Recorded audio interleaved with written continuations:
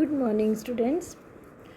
Yes, students, yesterday we have discussed about the solid state of matter and the characteristic of the solid state of matter. Now, we are going to discuss about the liquid state of matter.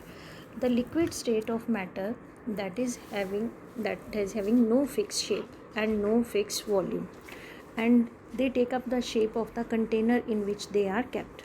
Okay, they don't have fixed shape. Water is a liquid, milk liquid, that and they will take the shape of the container in which they are kept, and they have ability to flow. Because of this they are called fluids. And they can liquids, they can change their shapes. It means they are not rigid, right? And they show the diffusion property to higher extent.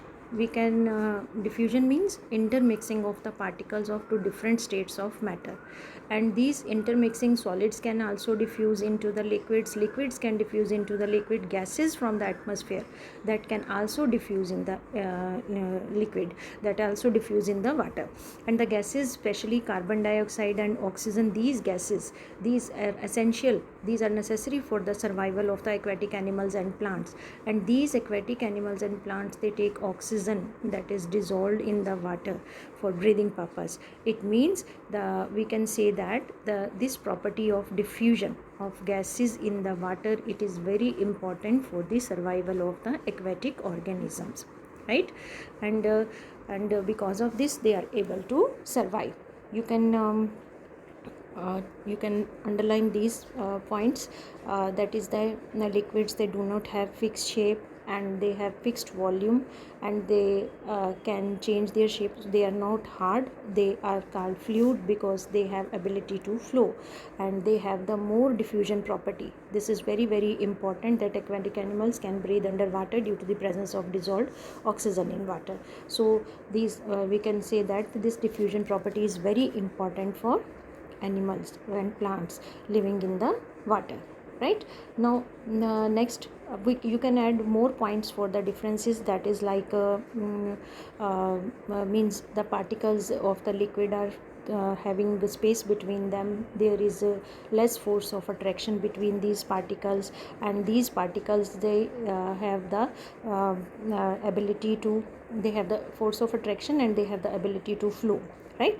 Now we are moving toward the gaseous state. Gaseous state, you have seen that the balloon seller filling large number of balloons, and the gases which are filled in which type of container, they will take the shape of that container. It means the gases, they also do not have any fixed shape, fixed volume. They also don't have any fixed volume because they will spread. The small amount of the gas that can spread in the whole room, that can spread in the whole cylinder. So they have no fixed shape and no fixed volume. And the gases are highly compressible as compared to the solids and the liquids. These are highly compressible as compared to the solids and the liquid. Because of this property of gases, compressibility, the LPG, liquefied petroleum gas, that we are using at our homes for cooking purpose, oxygen supplied to the hospitals.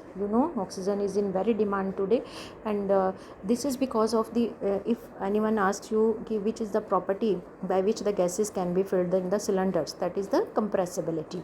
Compressed natural gas, it is also used as fuel these days. It is a cleaner fuel. Because of the compressibility, the gases can be filled in the cylinders. Large amount of the gas can be filled in a cylinder, small cylinder, and that can be transported easily.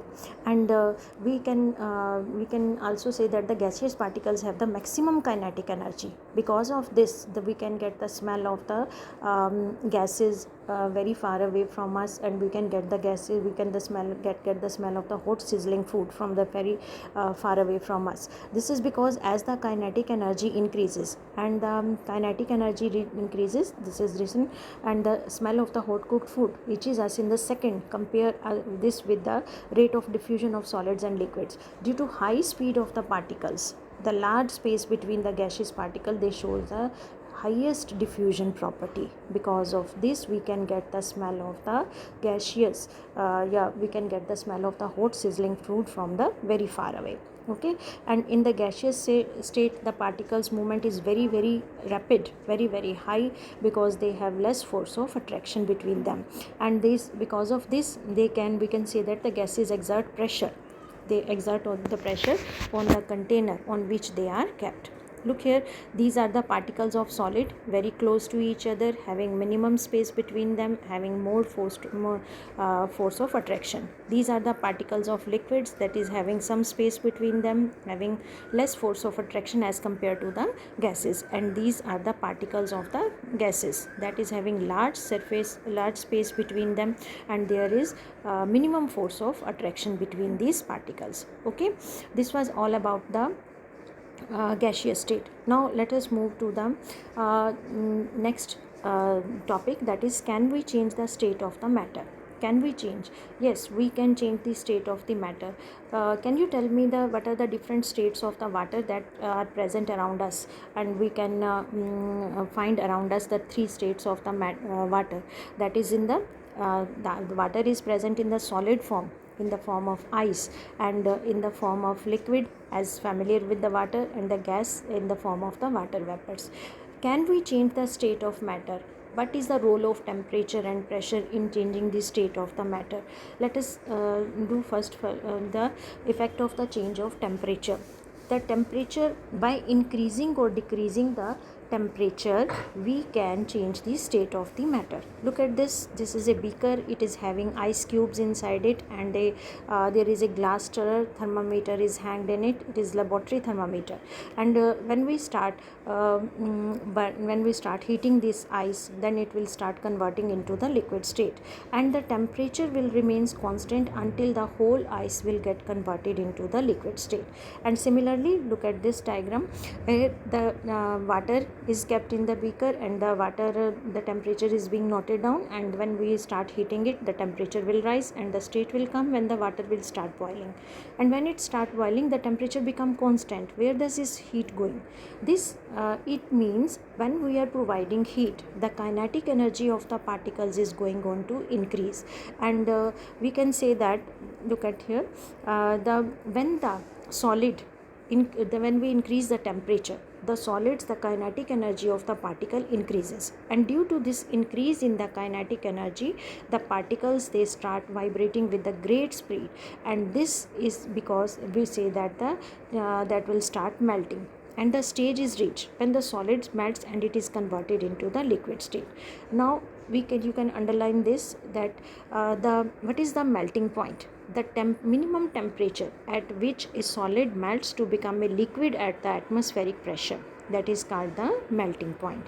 And the melting point of the solid is an indication, underline this also, the melting point of the solid is an indication of the strength of the force of attraction between the particles of the solid.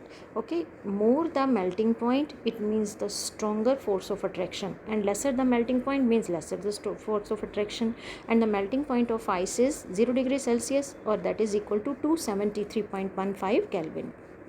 That is the but when we say that 0 degrees Celsius is equal to 273 Kelvin, we can write 273.15 instead